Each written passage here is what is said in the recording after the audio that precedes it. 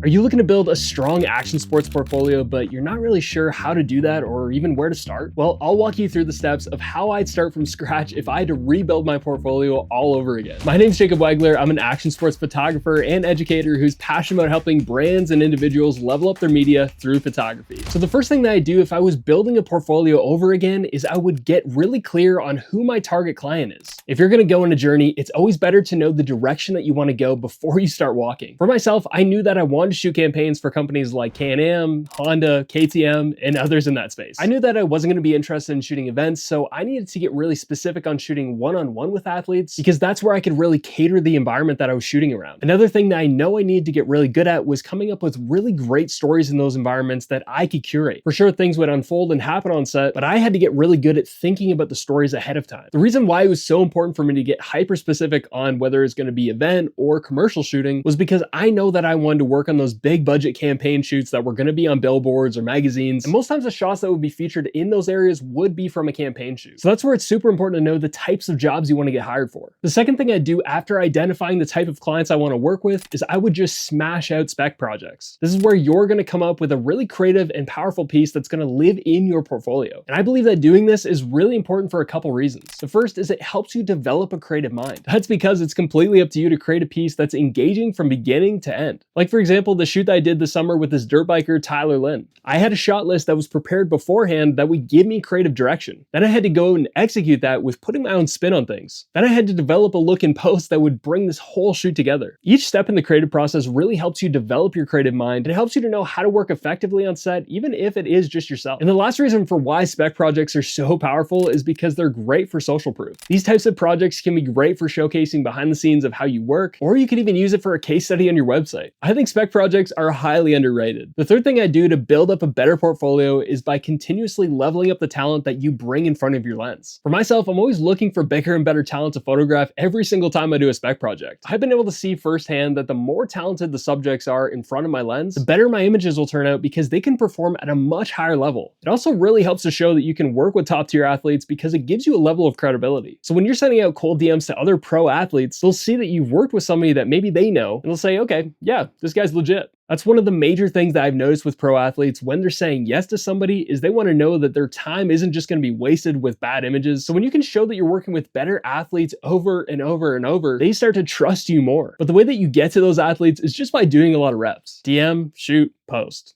DM, shoot, post. It's not complicated, but it does take some work. And the fourth thing that I would focus on is leveling up your craft. Sometimes we think that building a strong portfolio means just going out and taking the photos, but there's also editing, there's color grading, there's how you brand yourself, your website. All of these areas come together when building a strong portfolio. I noticed that a lot of people stay stuck year after year after year, but it is so important to keep leveling up different parts of your work. I've personally gone through so many iterations of my portfolio that when I look back, it's hard to even believe that I've come so far. Even though it was really discouraging at the start because I didn't really know the things that I needed to work on, I kept looking at other photographers for inspiration. And I would just take one thing and keep working on that over and over and over, and I move on to the next. And even though I've been doing this for over 7 years, there are still things that I want to continue to work on. Like for me, one of the things recently has actually been lighting, but I'm going to keep getting inspired, keep working on it because I'm not content with just leaving my photography the way it is. I personally believe that next year's work should be way better than this year. It will take time to become a better photographer, but the results are always worth it. If you are looking to level up your action shots though, I want to invite you to check out my Master Action Photography Live cohort. This is a program where I invite only 10 people to join me for a 7-week period where we go deep on not only the how, but the why behind what makes a great action shot. This goes into practical photography, editing, color grading, and even building your portfolio. But like I said, there's only 10 spots available, so join the waitlist below. All right, if you like this video, I think you'll also like this one. I'll catch you over there.